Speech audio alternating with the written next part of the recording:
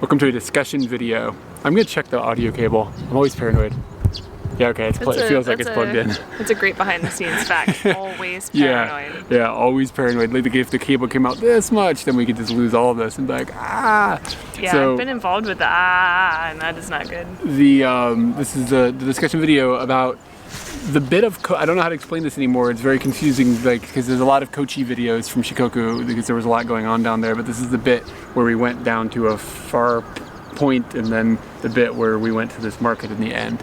So that's the video that we're going to be discussing today. And we've come outside because it's finally not 1,000,000 degrees in Japan. What I think has actually happened. It was close to 1,000,000 earlier today. We both were not enjoying that, so we ate inside a restaurant. That's true. Instead of having a bento outside. Yeah. But mostly what's happened, I think, is that the humidity has really taken a nosedive. Yeah. It feels a little bit thick right now, but it does help when it cuts it from like 99% humidity down to like a reasonable 70 or 80%. Behind the scenes, like behind these scenes right now, there's a pigeon, and he thinks that we have food, but little does he know we only have comedy. We have no. I don't know if he's into that. Like, I don't know. Nah, he looks like he's. Oh, that pigeon! I didn't see. I was looking at this one over here. There's a little. He's really close. He's really close, and he's definitely interested in a bite. But I don't think these comedy crumbs are going to fulfill his wishes. I didn't know we were doing comedy. I just was always BSing my way through the day. That is comedy. That's comedy. You've got a list that has got some things about the video we flipped through here. And what's the first thing on your list? We were down near the tsunami towers in the video, and the alarm went off, and we both were super spooked about that. That was not cool. Like that could have been very much a practical joke, and I would have smacked whoever did that. So what I think it turned out to be is it was noon. And they do a test all the time at noon. But my question is, what happens if there's a tsunami at noon? Nobody knows to care. Yeah, like everybody has to check their watch. I mean, it just seems like what is the boy that cried wolf kind of? Like I can understand you have to test the system sometimes, but like to me, it's like make an announcement. Hey, this is a test right now. Like don't worry about it. There is no tsunami coming. Okay, test is finished. Thanks for your afternoon. But instead, it just came out of nowhere, and if I recall, there was nothing spoken or anything before or after or if there was, we weren't paying attention. So maybe they did do it that way. But what is of note is that we recently had a typhoon here, and I got off the train prior to the typhoon coming. I went over to a friend's house and I asked them, like, can I just stay the night so I don't have to worry about the trains and stuff like that? So I went over to their house ready to stay the night, and as I'm getting out of the train station, the overhead speakers, like the surround sound of Japan, just started going wow, wow, wow, wow, and I thought to myself, oh, it's just normal. And then I started watching all of the Japanese people, and they did not feel like this was normal at all. All of them ended up like a message started playing, someone was talking, and all of them just started to slowly draw near to the closest speaker so they could listen to what was said. And I didn't know what it was saying, but they all kind of decided that it wasn't of emergency ending at the moment. But yeah, recently another one of those alarms went off, and I was like, that's weird. Yeah, but yeah, that when you're when you know you're in the tsunami zone, you just got done talking extensively about the tsunami evacuation point. That goes off. It's just like, wait a second. I immediately did when we were on Shikoku, I immediately did all of the math to figure out how I was going to get back to that tower. Like, what am I supposed to do? Should I run? Walk? Is it okay? But I mean, we did the same thing you did when you heard that sound. We looked around and we could see other people, and they were not reacting to it at all. Yeah, they weren't doing anything. So we're like, okay, well, I mean, it must be just normal stuff. What if they were all deaf? What if we had come across like a deaf it's like a community of deaf people? They need to install a flashing light in that case. Yeah, a deaf meetup. There's a deaf meetup at one of the pubs I used to go to on Fridays. So you'd be in there, and like a majority of people are signing, and you're hanging out with your friends, and if something went on, you'd have to tell all those people, like an alarm just went off. Yeah. Somebody told me that deaf people didn't know that farts made noise. Like that she was teaching a class, and it had to be discussed. The pigeon left. You didn't even care about that line. Nah, no, he was long gone before I got to that comedic gold. But yeah, they didn't know. Okay, we should move on to the next item on the list. I think you might figure that out. I mean, you could feel it, right? Feeling, it doesn't necessarily. You can feel this. Is it making any noise? No. But this is making noise. Would they know that made noise? I think so. I think they're farts make noise. I've never like been friends with somebody who is hearing like impaired. Junior or high deaf. school kids, from what I understand. So somebody who's gone all the way to like age 12 and has just been farting unconsequentially. Like out loud, yeah. Movies and stuff. All right. The next thing is the little hike. Oh, the little hike. Okay, so we actually did 2 hikes in this video. One hike was through like a little a tunnel, and then along a river, and there was a frog, and then there was a little tiny waterfall at the end, and we went up a little bit through some bamboo forest stuff and down, and like found some eggplants. Yeah. I found the eggplants and stuff. That I've come to the realization recently that is what I want from a hike. Instead of the later hike, which was fine, and I'm willing to do these sometimes, but when you have just a hill, a lot of people are like, let's go hiking, and that means they're gonna go up a mountain, and they're just gonna grind up this mountain. I'm going hiking next week, and I was like, oh, I should invite Eric, and I was like, Eric does not want to do this. It's not that I'm like opposed to it.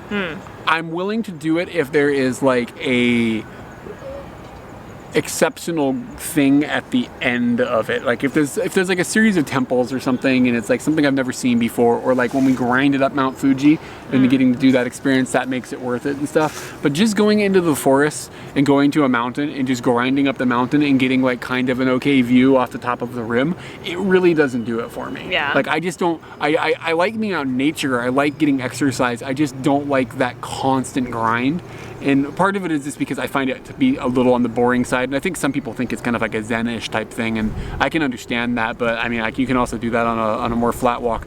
And the other part of it is that my knees get kind of jacked up going down hills for a long time, and then my knees like get kind of swollen, and it's just, I just don't like it. So that's kind of, but my point is not to bash the grinding of the up, but more to complement the dynamicness of the little walk that we did along the river and stuff, because there was some up and there was some down. So many little things in there that were just perfect, and none of it was super strenuous. It was relaxing even on parts where you were going up a little bit. So I've actually got a list now that I've made of places that we haven't done this yet, but I've got a few places around the Tokyo area that are like along rivers that are shaded, that are places that we can go, and we can go explore places, because I kind of would like to see, I think a river is a really good way to do that. Yeah. The only problem with that is around Japan, a lot of times they clear cut all the trees out from around the rivers so that they install like concrete so that they can like floods and things so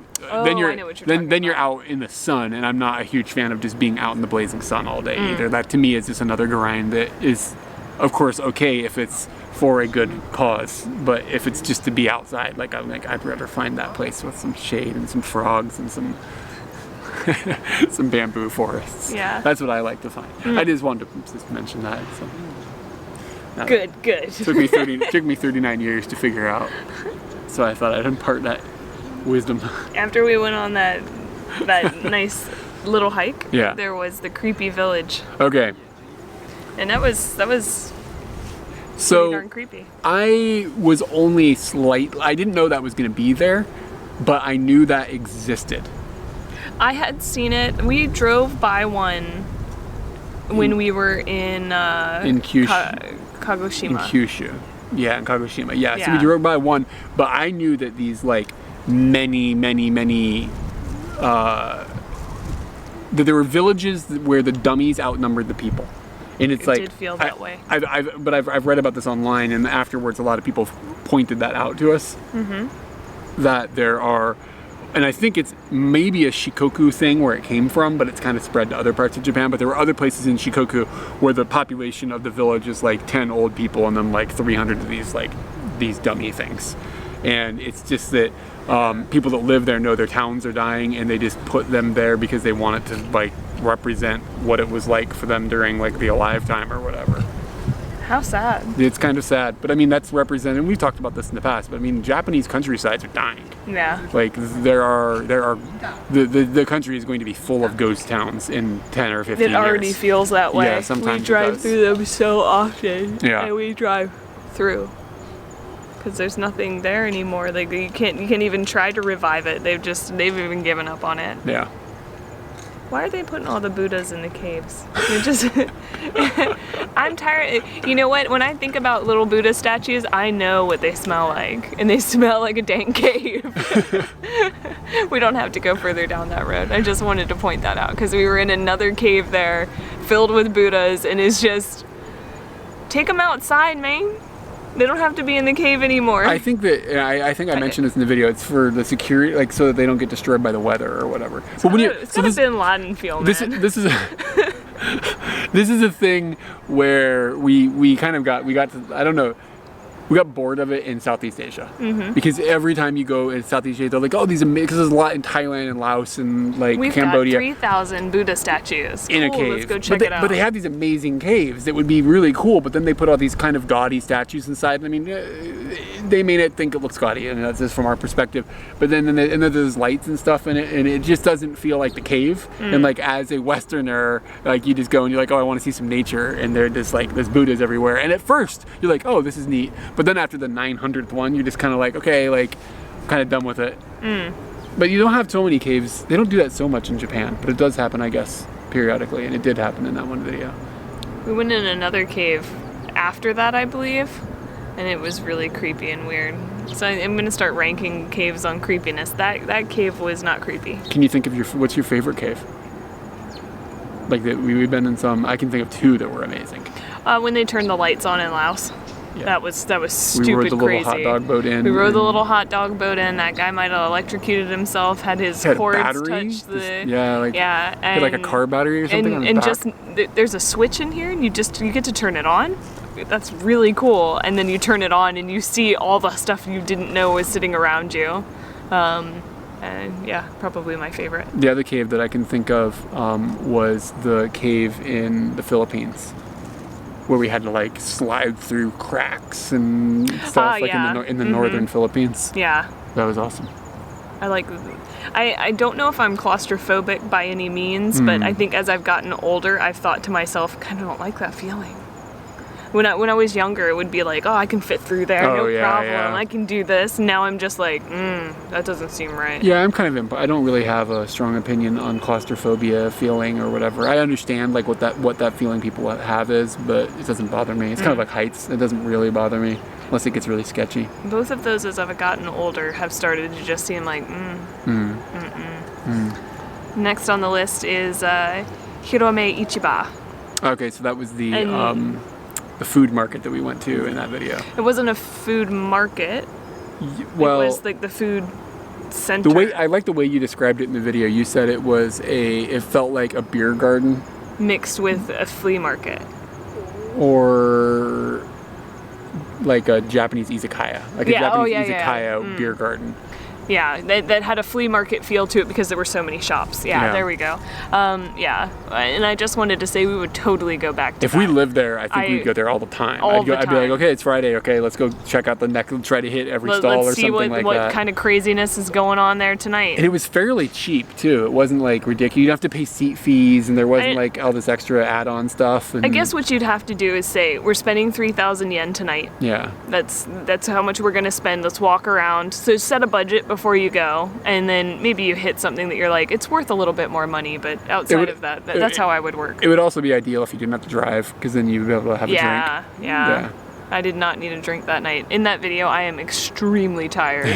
Like every time we didn't have the camera on there, it was like twice. We went hiking twice. I drove all day long. I planned, plotted, and executed all navigation, like all the things that when we do a video in Japan, I am really pushing myself to the max of what can be done. When we do a video that's outside of Japan and you can drive, that is such a different schematic in how much brain power I get to have left afterwards. And the other thing about that is while I'm driving, then you tend to be doing planning or I can, whatever and I like can, that. but if I'm driving, I can't really read the book. When we're in Japan and you're driving, I'm just staring out the window. You're studying. That's what you're doing. And I'm over here like, hey, what are we going to do next?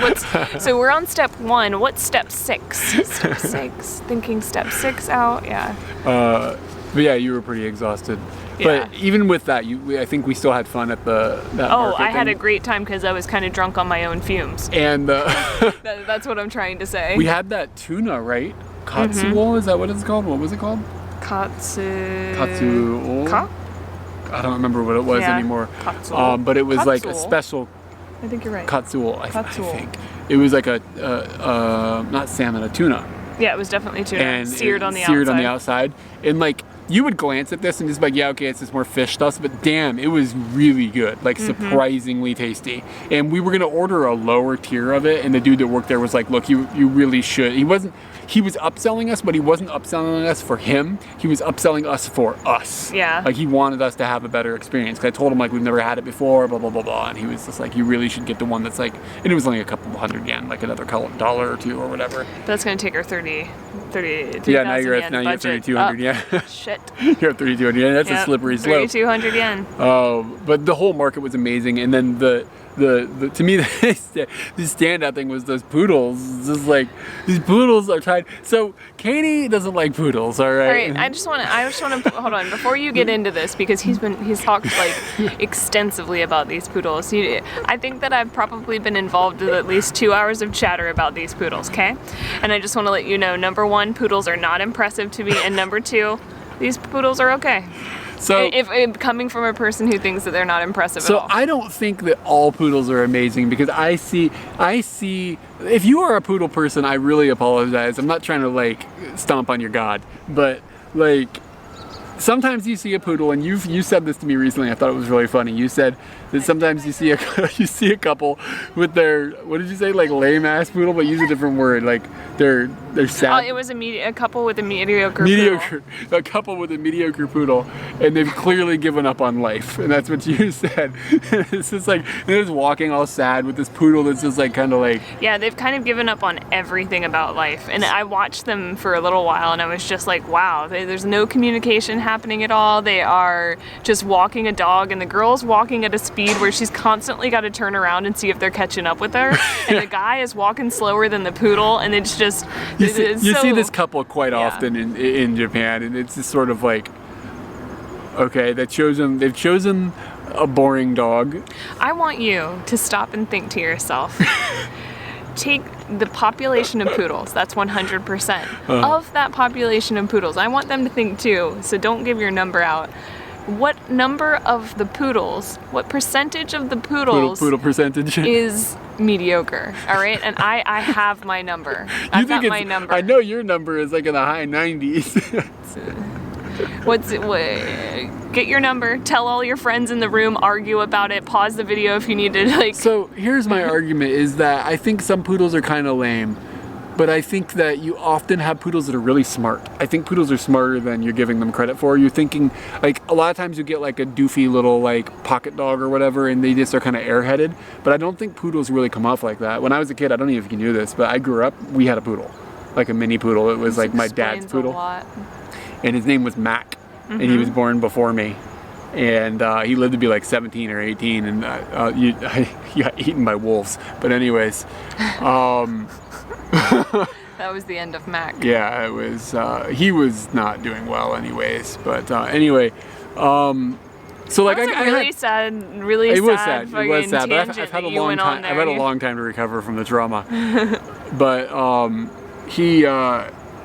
he was smart. He was really smart, like for a little pocket dog or whatever. So I kind of have like an affinity for poodles because of this dog, but also just because of those poodles that we saw at the market, like tied to one another, and like poodles and like standing there, like waiting for his owner and stuff. And then in our neighborhood now, there's a guy that walks around with like 4 or 5 poodles of varying sizes. It's like and they walk in order, like big to small, like along a leash, and like the leashes aren't all like yanked all tight or anything. They're walking like perfectly. They're all super well trained. And when he stops walking, they all sit. and like then he like makes the noise at them, and then they stand up, and they all walk on and stuff, and they're all well trimmed and stuff, and I'm like, man, these are good poodles. These are not mediocre poodles. All right, so what's your mediocre poodles. poodle percentage? I don't know, 70. Yeah, I'm 90. Yeah.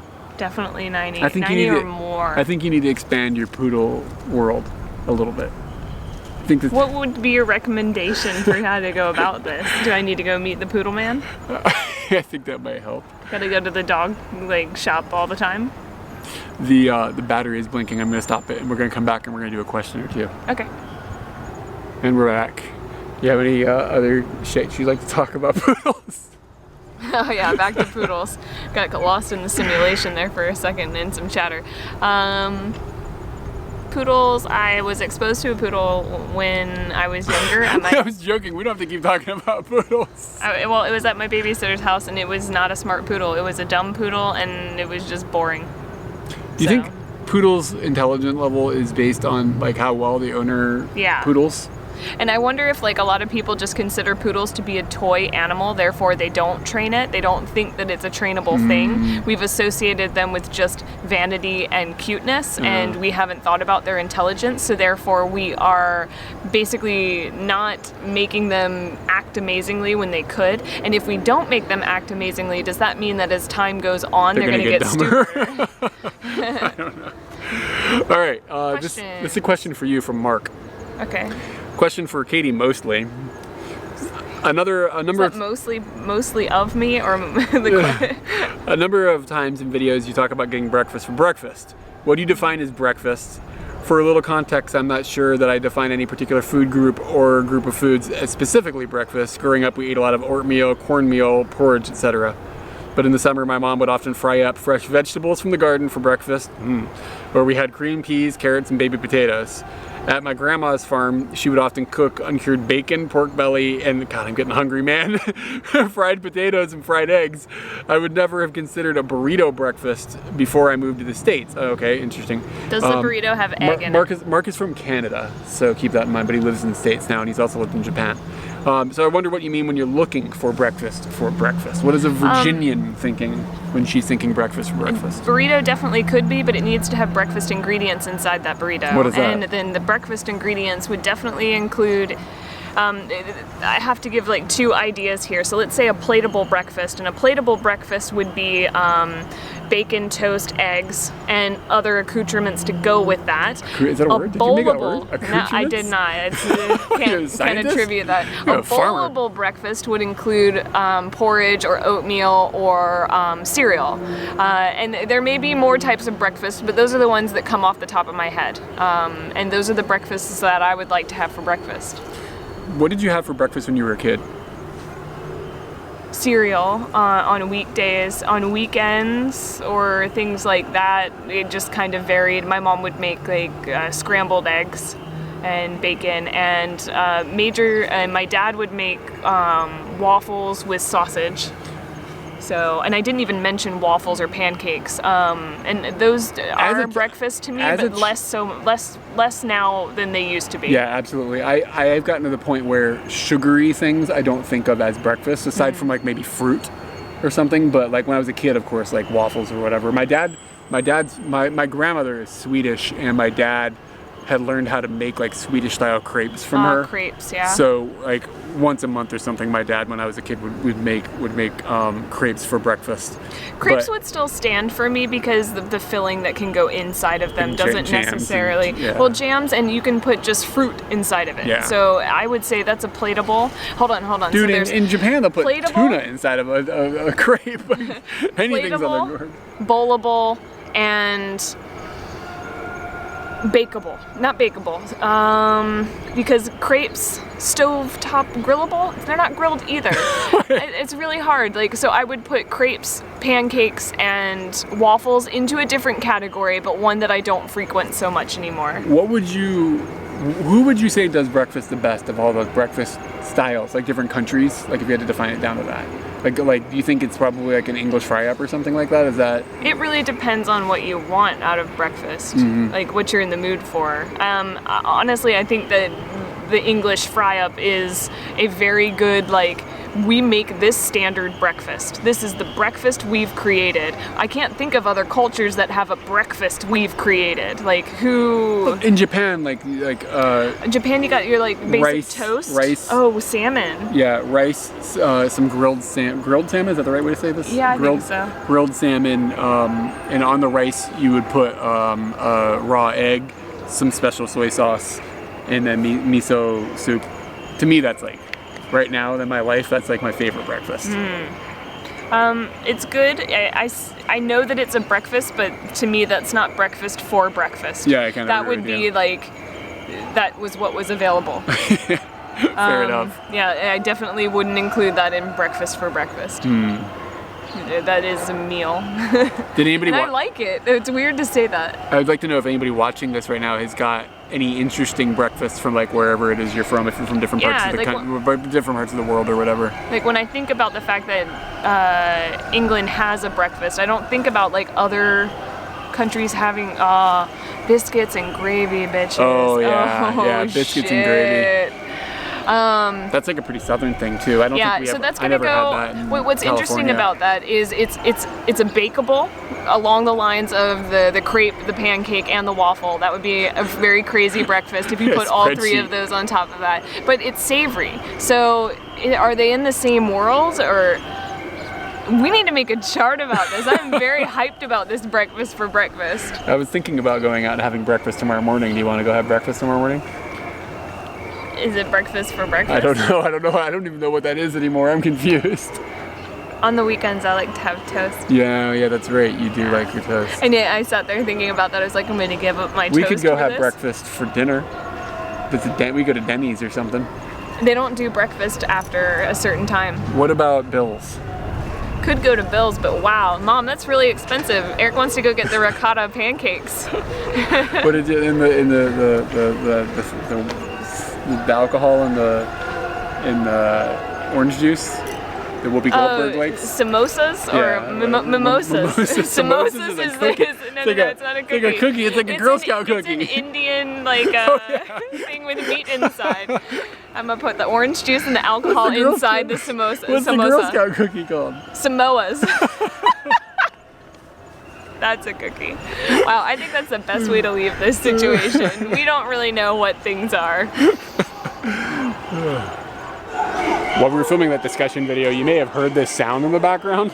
And it's full tilt Matsuri season right now, so there's like festivals happening basically constantly.